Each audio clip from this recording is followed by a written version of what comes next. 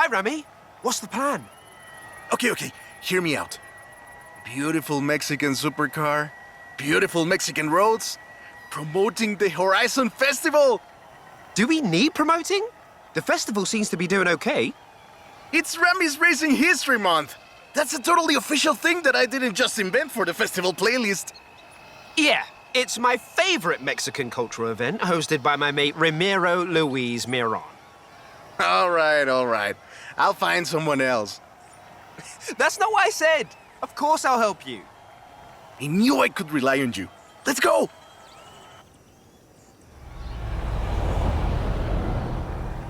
Let's get moving. Get some speed, then turn into the countryside. Really see what this car can do. Turn right.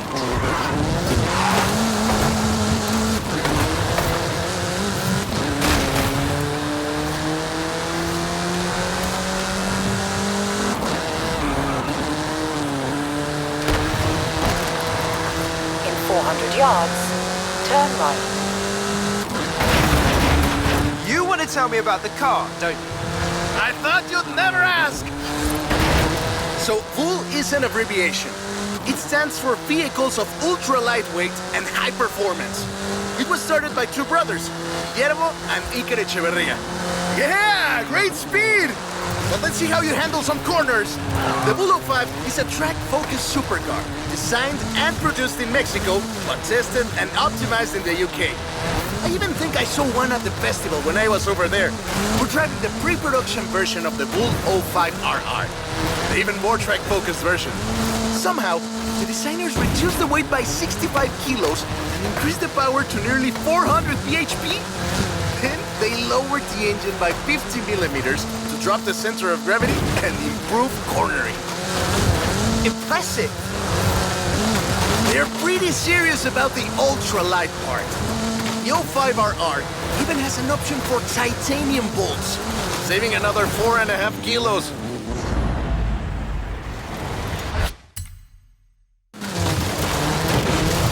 What's the RR stand? Perfect. There's a couple of other about with, if it's not too much trouble. You're never gonna let me live that down, are you? Call me.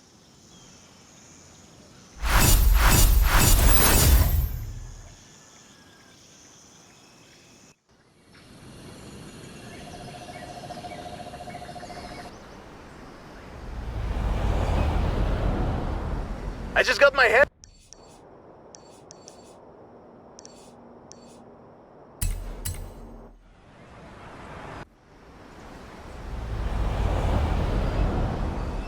On a piece of Mexican racing history. Wanna see? Of course. I'm on my way.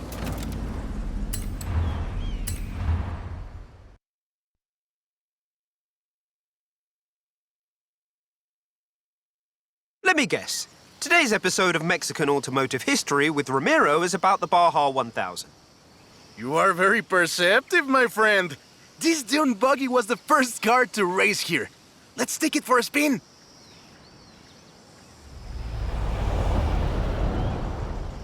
The Baja 1000 is probably the most prestigious race held in Mexico.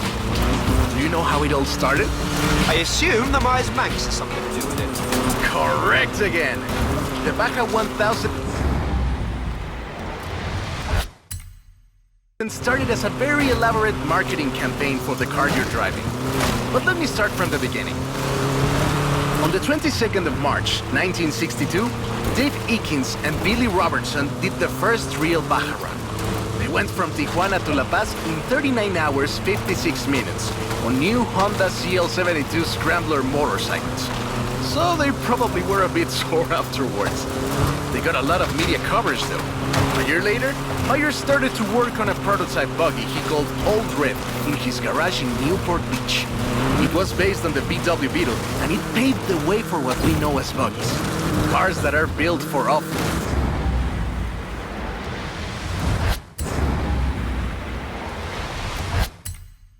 Roading using the Beetle as a donor chassis.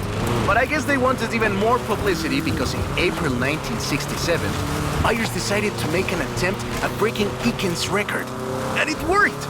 Myers did it, in 34 hours and 45 minutes, beating Eakins for more than 5 hours. The rivalry was known as Buggy Beats Bike in Baja. Sounds like something you did back in the UK, doesn't it?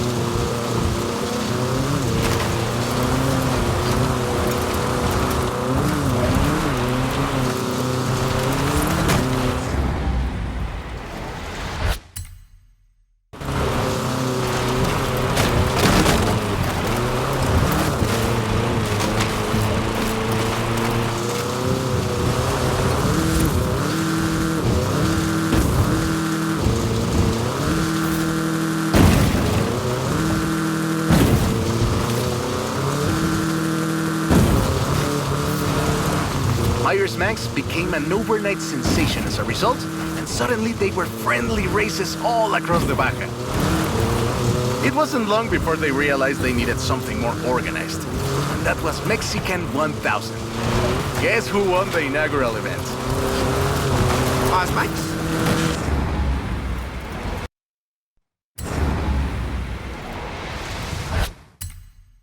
You're on fire today!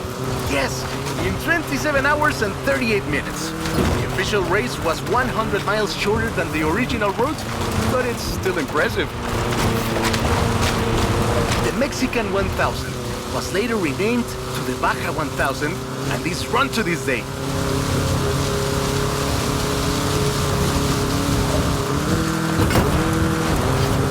In 200 yards, turn left. Turn left.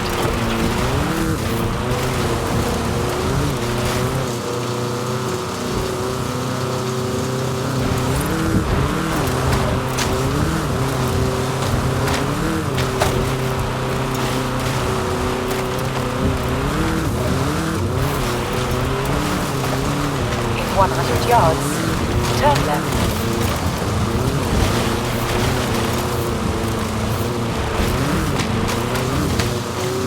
We didn't do the full route, but at this rate you would have had a shot at the original record.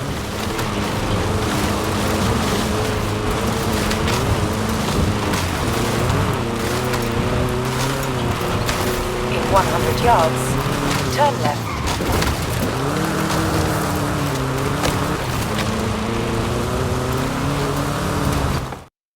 I love that story. My abuela used to tell it to me at least once a year.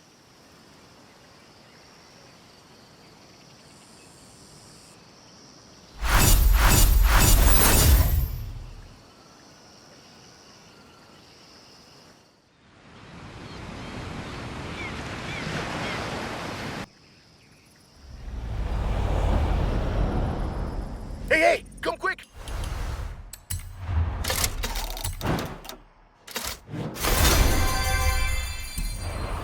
Papa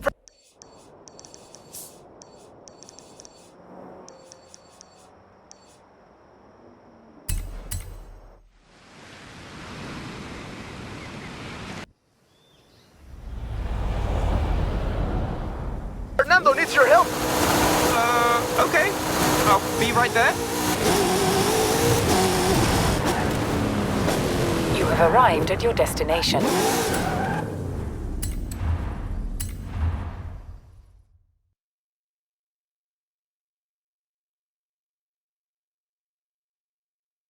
Oh, right. I get it now. To be honest though, it was me who needed your help, not Papa Fernando. I can't fault that logic. Who are the other racers? You know them. It's the Born Fast crew. They're raring to go.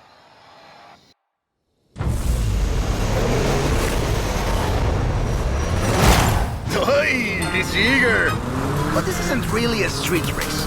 There's no checkpoints, just the finish line. So keep to the route.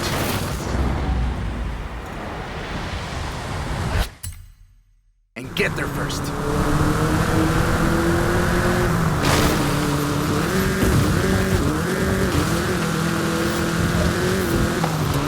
hard to overstate the effect that the Beetle had when it arrived in Mexico in 1954. Before that,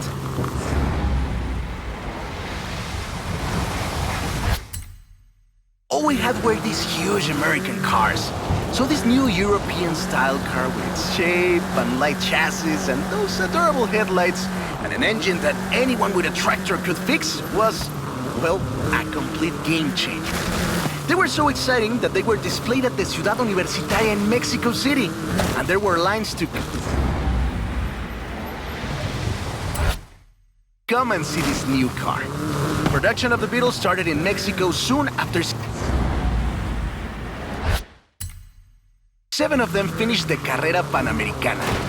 Before that, people were a bit worried about reliability, you see. We Mexicans love a good-looking car, but a car that can do work is better. The Panamericana convinced us, and in '61, Automex had assembled 250 of them. By '62, the first plant had opened in Jalostoc, making 10 of them a day. But we love that car.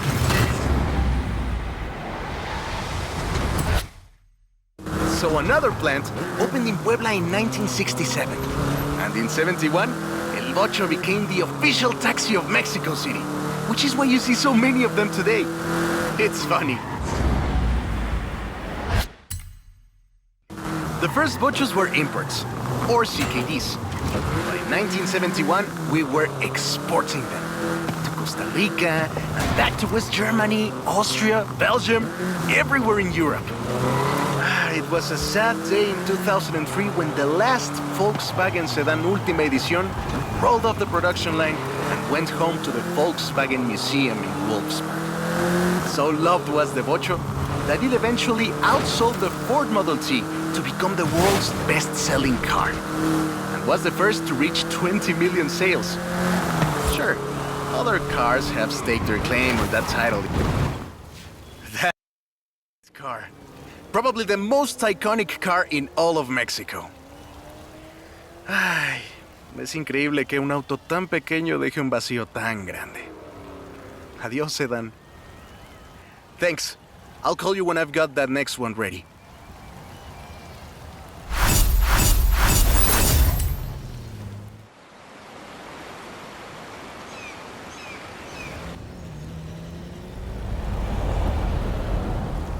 I have a brilliant...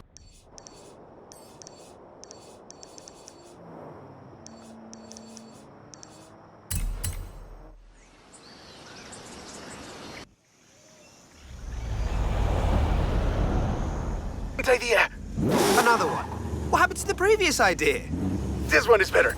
Meet me in town.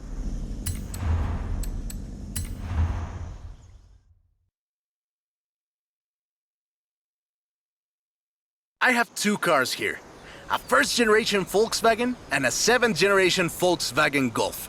Made in Mexico for almost half a century. Sadly, they stopped building them in 2021. But we can still race them. What do you say?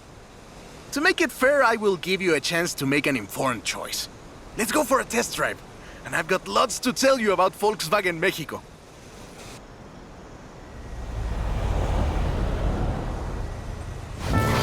Volkswagen Mexico headquarters are in Puebla City. It started production in 1967 with the famous Beetle.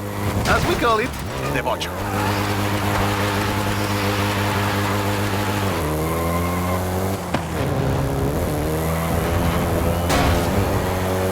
VW made multiple attempts at replacing the famous Beetle with newer models, but all of them failed way short of achieving the production figures until the Volkswagen Golf came into play.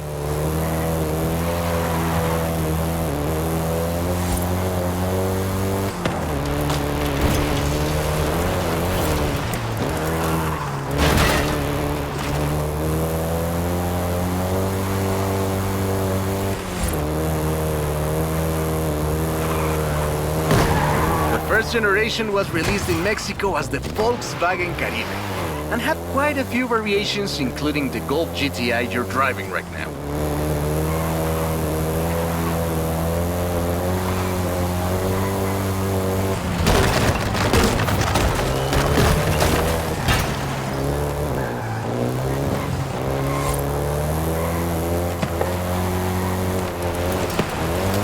BMW engineers, inspired by the Beetle GSR, designed and prototyped the Golf in secret as a Skunk Works project. Little did they know that the Golf GTI would become the hot hatch.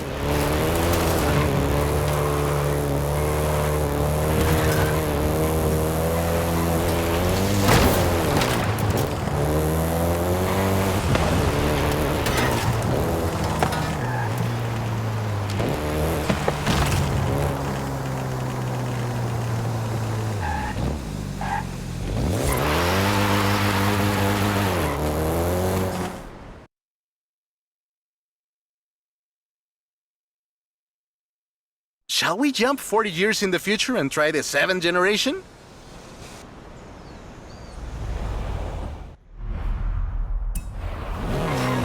The 7th generation of the Golf first appeared in 2012. This version is the Volkswagen Golf R, R meaning race.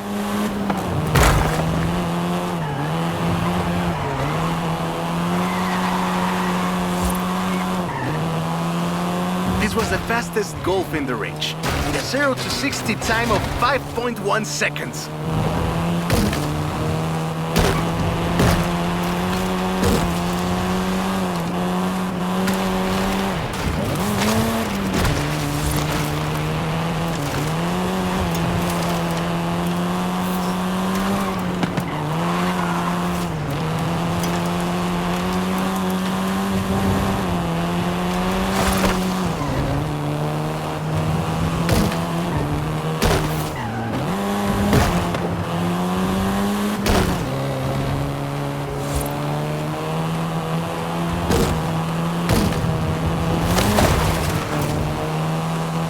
Volkswagen Mexico produced all 7 generations of the Golf, totaling more than 2 million units over 44 years. In fact, a lot of Golfs you find in the US were built here.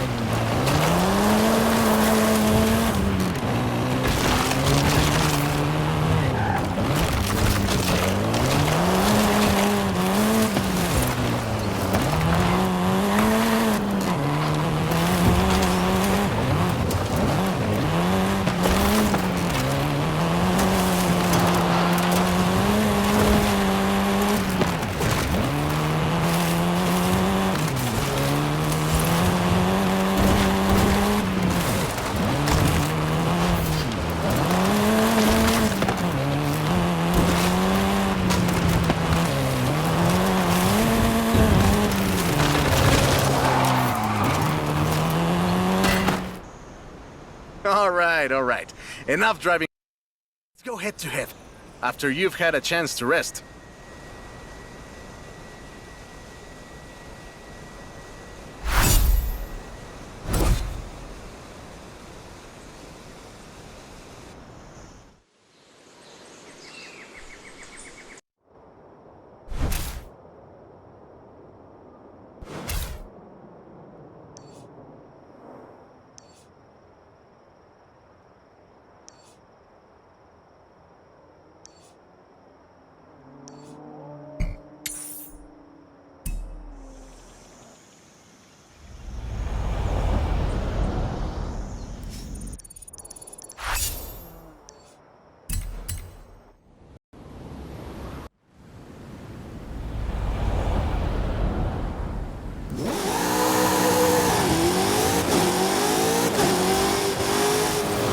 have arrived at your destination.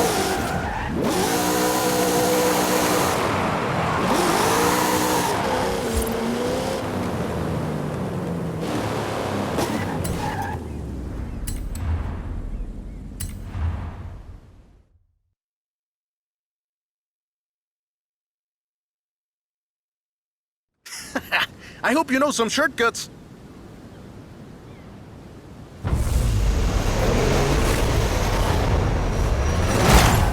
See you at the finish line. Don't make me wait for too long.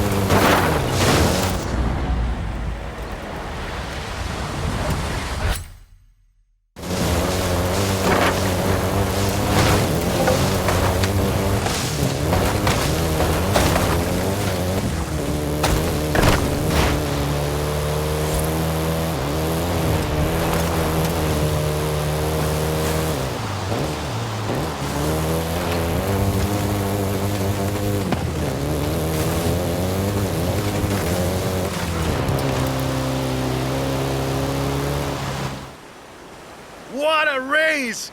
I am actually surprised the station still holds up. I'm sure you didn't cheat.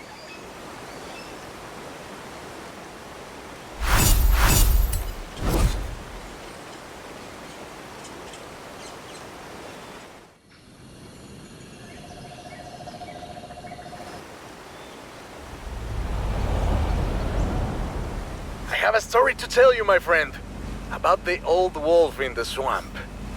Are we going to a zoo? A swamp? I'll pick you up.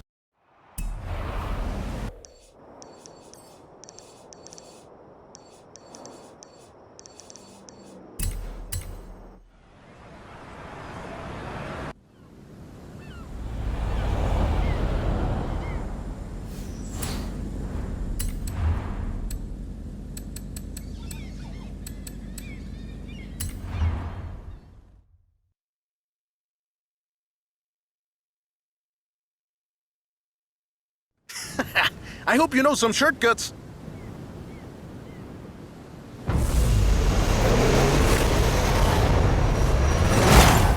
See you at the finish line. Don't make me wait for too long.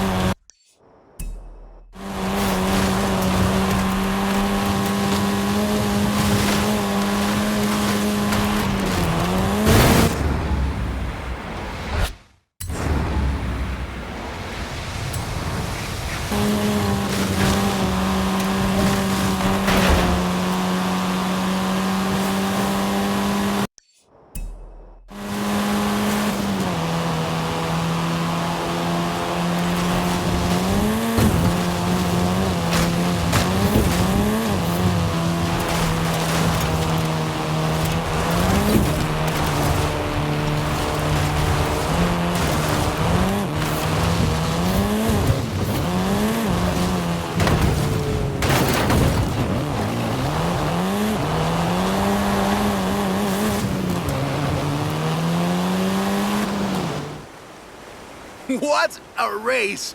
The difference 40 years makes!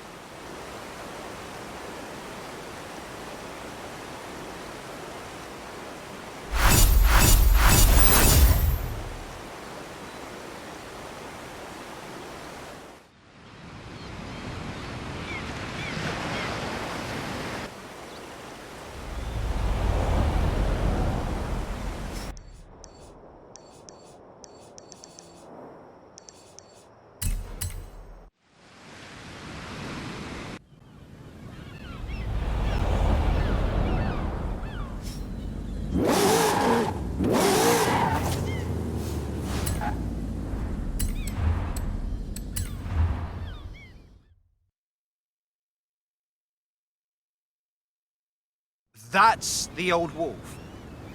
No, that's an old truck. The wolf is waiting for us at the swamp.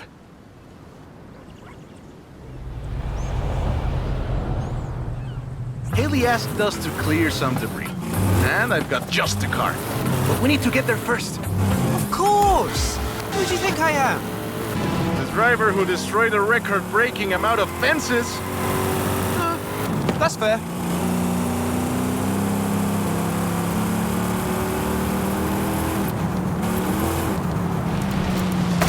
Careful there!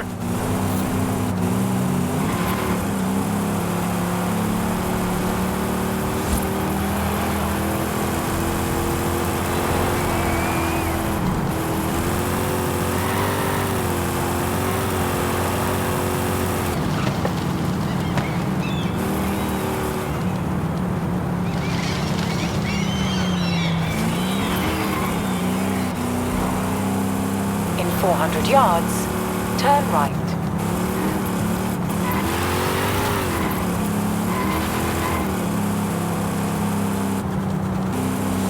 Turn right.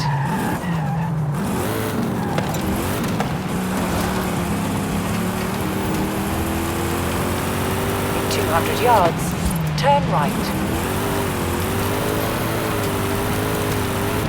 Turn right. See? Got it here in one piece. And gave me a few heart attacks. This car is too old for this kind of driving!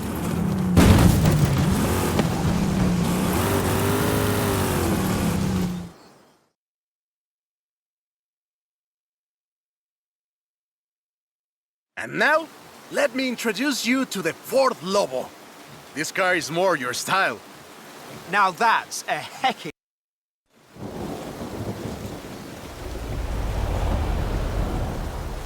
We call it Lobo here.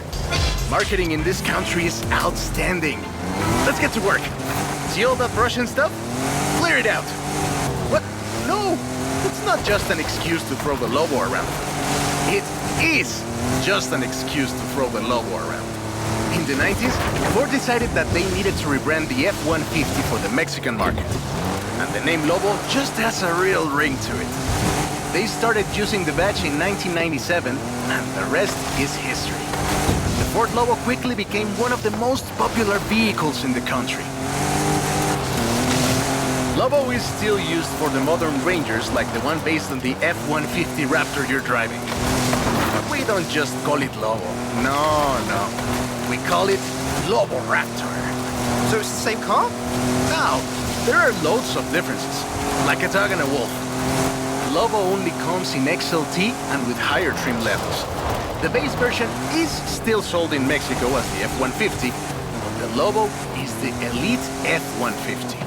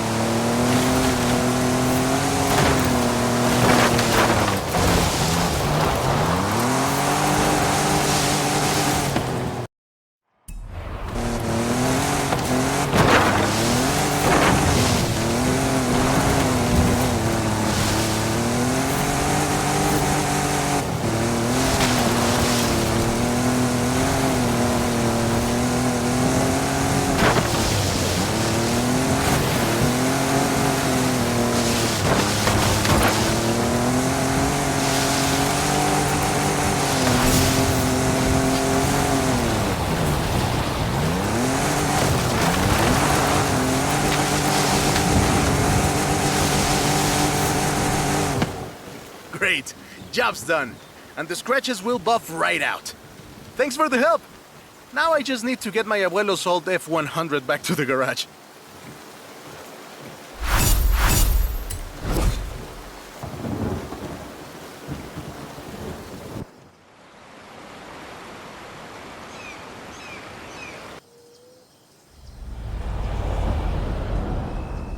I've got 1,400 horses and I need you to...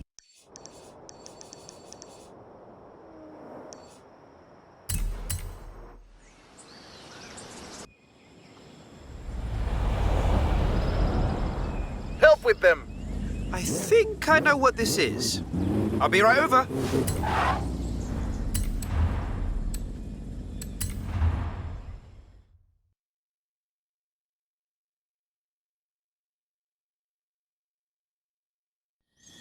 I know you've got one of these.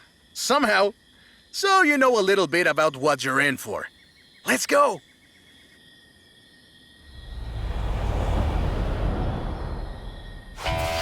Let's take this down to the beach.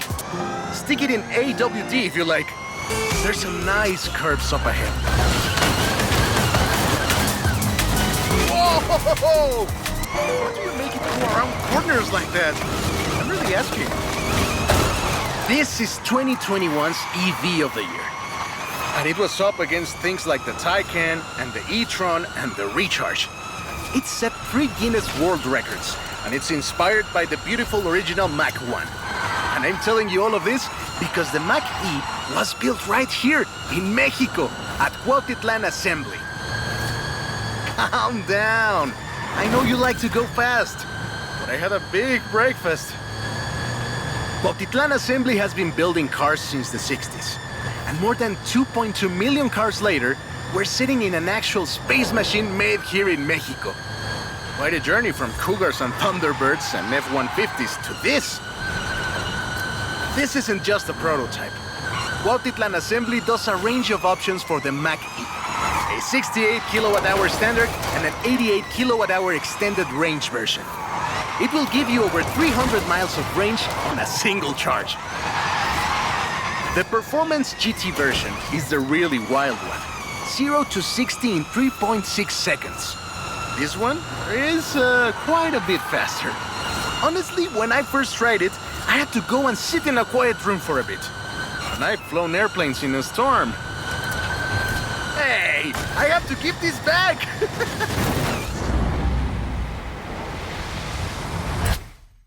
Be careful with it.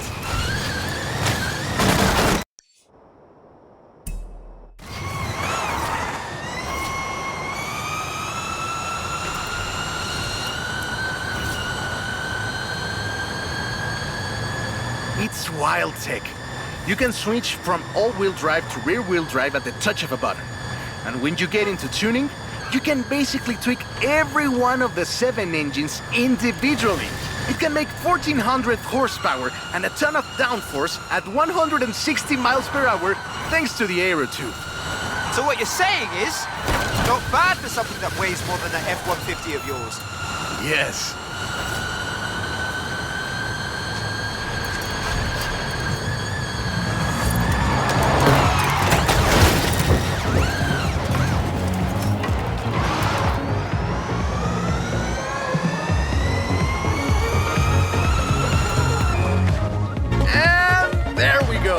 Sunrise over the sea. Beautiful. But we're not done. There's one more thing to look at. I'll let you know as soon as I have, found it.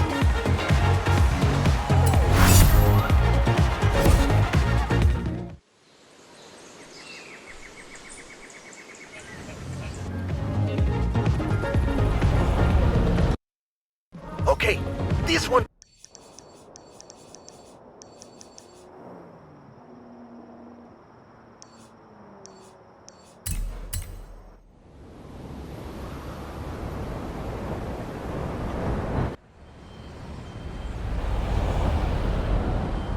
will be epic. I found a Porsche Carrera. You know what that means?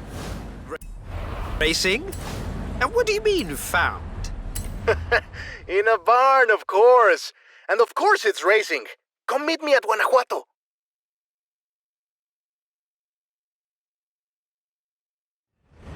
This beauty got her name from the Carrera Panamericana. The races don't run anymore, but who can blame us if we take it out one more time? Right? Let's see what this car can do.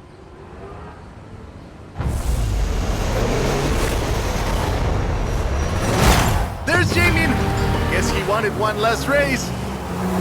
Let's do this!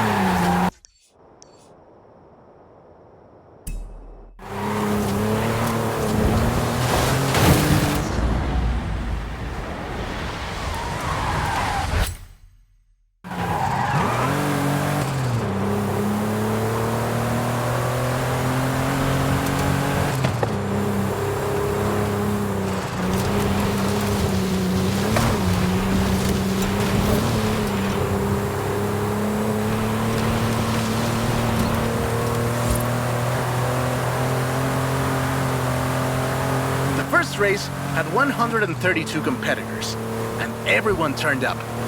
Amateurs to F1 drivers, men, women, professionals, anyone who had a car. Do you know anyone who participated? Aleja thinks Papa Fernando did, but she thinks Papa Fernando did everything. I know we used to go to the races with my grandfather. Ah, qué buenos recuerdos. There was no speed limit before 2012, and you'd see cars doing 180 miles per hour. Not that I know anything about that. 2,178 miles of the Pan American Highway run through Mexico. The race itself had 9 stages and lasted 5 days. But the sheer distance wasn't the only challenge. Constant changes in the elevation from sea level to 3 kilometers up. The most challenging road race in the world. The winner of the very first Carrera Panamericana was Herschel McGriff, who drove an Oldsmobile 88 at an average speed of 88 miles per hour. The Porsche Carrera got its name thanks to Hans Hermann, who won the small sports cars category in 1954. He drove the Porsche 550 Spider and came 3rd overall. He was sick before the race, and his tires came off at the start. He really pulled through against the odds. Porsche had 6 cars competing in 1954, and all of them made it through the end. A lot of others didn't, let me tell you. Enjoying yourself, are you? Yeah, I kinda had a feeling you were. 1954 was the last year the original Carrera Panamericana took place. But it gave us the most famous Porsche model, the Carrera you're driving right now. The Carrera RS 2.7 was the first production street racing 911. It was built on the 911S 2.4, the fastest Porsche you could buy at the time, and a popular choice in the later Carrera Panamericana races. The race was revived in 1988 and ran to 2016, staying true to the original races with high-speed road signal. This is Jamin's exit. It's been fun, my friend. Take care. Looking forward to seeing what you can do out there. Have fun now, yeah? Great race. Almost like we did a little Panamericana with a friend. Anyways, hope you had fun with this little stroll through cars hechos en Mexico. It was great. And let me know if you find any other cars like that.